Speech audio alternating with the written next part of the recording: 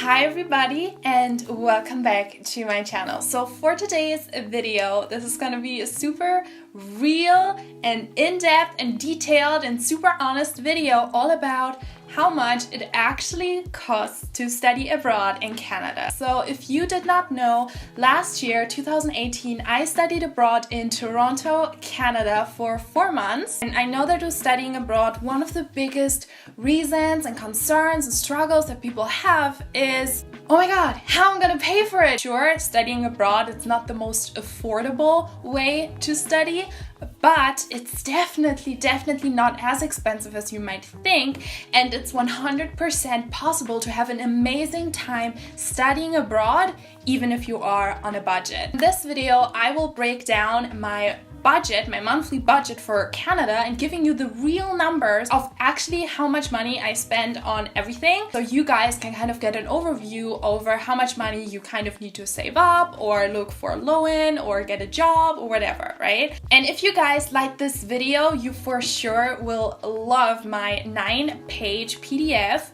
study abroad budget guide, which I created for you guys to help you have an amazing time studying abroad, including my best money saving tips, a breakdown again of study abroad in Canada, Scotland, just my best budgeting tips, literally everything I learned from studying abroad for 3 years I put into this guide, and you can get it for free if you click the link down below and you can download it. Disclaimer, obviously this is just from my personal experience. Everyone has different standards. It will also totally depend on, do you have to pay tuition fees, where are you flying in from, like literally obviously this budget is super individual. I just want to give you kind of an overview and kind of a taste of what your budget could look like to help you get peace of mind and prepare you as best as possible for your study abroad. So the first area that may cost you money when you study abroad are tuition fees. I was super lucky that I did not have to pay tuition fees because the Humber College in Toronto is a partner university from RGU in Aberdeen, so they paid the tuition for me. Otherwise, sometimes for international student it can be quite expensive, but it really depends on every single university, on every single country, so you should definitely check the website of your university and also the course that you want to study. My first big expense for studying abroad in Canada were obviously my flights. So to make it a bit more comprehensive for you guys, I broke down the one-time costs like flights, like traveling, whatever, down into a monthly budget. So the numbers that I will tell you guys and also the monthly sum at the end of this video that I will tell you, it's monthly and it literally includes everything that I spend.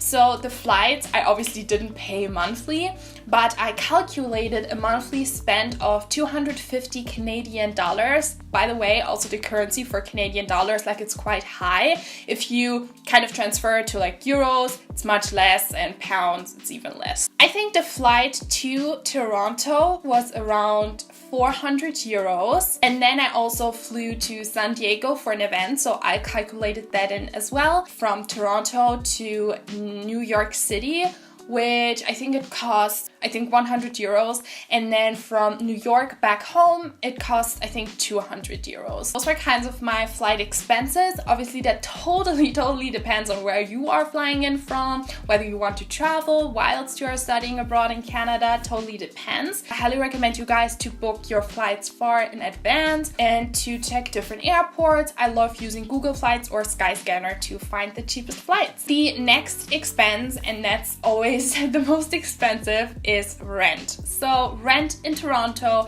is not cheap. Surprisingly, it's not that much more expensive than, for example, in Aberdeen, Scotland, and UK. Like, I thought it would be so much more expensive. Rent per month was 750 Canadian dollars, and that was actually quite cheap. Student accommodation, which I did not want, luckily I did not have to go there, was a lot more expensive. I think it was like $900. I was lucky to find a private accommodation. It was really nice. I lived in a house with my landlord with another girl. I highly recommend you to go go into private accommodation, share an accommodation with someone. I know that it can be super stressful to look for a private accommodation from abroad. So if you don't have any coordinators to help you, maybe consider student accommodation. Made a whole video also kind of giving the pros and cons of student accommodation, so you can check that out because there are a lot of pros and cons when it comes to accommodation. The next expense was transport. So by transport I mean the transport I need whilst being in Toronto. So I personally love walking. I walk everywhere when I can do it. So I would always walk to uni, even if it was freezing, even if it was raining, I would always walk because I love walking. But to go to city center, I went there by streetcar, which in Toronto, I will insert it right here. You can get a Presto card and you can charge it up either online or in supermarkets or drugstores. It's really cool because you only have to beep the card like in the streetcar. Streetcars, by the way, are like trams or like street trains, like really cool. They go everywhere, and with the $3 you can go, I think, for 100 minutes. What I also used regularly was Uber. I used that whenever it was, you know, dark already and I didn't want to take the streetcar, or I used it to the airport. Uber is so cool. I wish they had it where I live here in Germany, right? You just get an app, it's super easy, and it's also quite affordable. So for that I calculated a monthly sum of $50. Next expense, which my favorite topic, food. So let me tell you, when I first went abroad to Scotland, I would spend so much money on food. In Toronto, I got so good at really staying at a budget, so I wouldn't spend more than $25 per week on food, which is so good, let me tell you. In the free study abroad budget guide, there are also my best tips for saving money with food, how exactly I did that. Just really about knowing, okay, what do I want to eat, finding your staple ingredients, your staple meals, meal prepping. I calculated $100 for that every single month. I did limit going out to restaurants, you know, ordering food. I didn't really do that. I limited that to once per week, and I made sure if I go out, then I would really go to a restaurant that I really enjoy. I would go to coffee shops and I just wouldn't waste my money on anything. Generally, food is, I would say, the same price as in Germany, as in Great Britain. It's just like a normal price.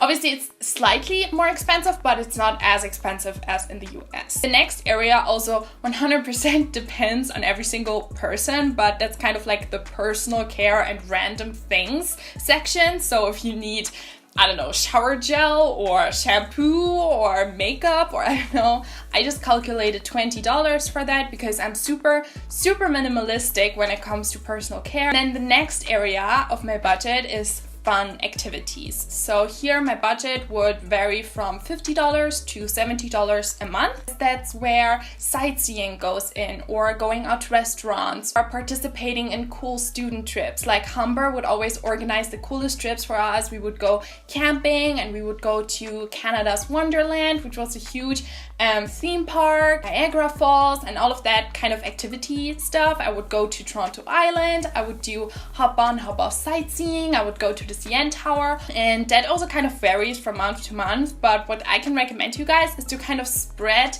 the activities that you want to do over the months that you are studying abroad, right?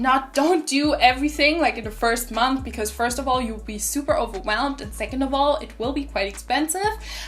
So kind of think about, okay, what do you want to do? Write a bucket list. If you need inspiration, I also made a video all about my Toronto bucket list. Obviously, always recommend free activities. Like in Toronto, you have a graffiti alley, or you can just wander along Queen Street. You can just walk around. Oh, I really miss Toronto so much, if you can't tell. Right, and then last but not least was traveling. So that is always part of my budget. As I said, I went to San Diego, which was kind of like a big trip, and I also went camping, which was also a bigger expense, and I also went to New York City at the end of my studying abroad. So what I would highly recommend you to do is to put away a certain amount of money every single month for those travels.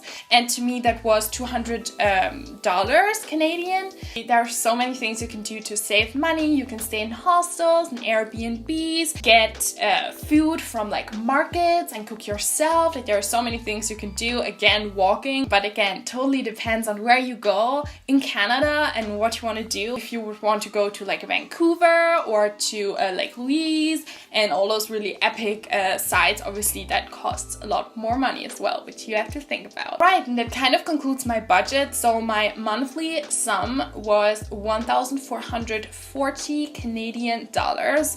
Obviously that varied from month to month. Know that you can always make it work. And again, if you need more money advice, more budgeting advice, download my free guide. Link is in the show notes. Oh my god. No, I'm not recording a podcast right now. And you can also join my free Facebook group, Girls Study Abroad, where there are over 350 members. Wow, that's so crazy. Of girls all around the world studying abroad. We always help each other out. We answer each other's questions. And I know there are a lot of members in there who actually study in Canada or who want to study in Canada. So anyway, I really, really hope that this video was helpful to you guys. If you have any questions at all about budgeting, about Toronto, about study abroad, drop them down below. And yeah, thank you so much for watching this video, and I will see you guys in my next one. Bye!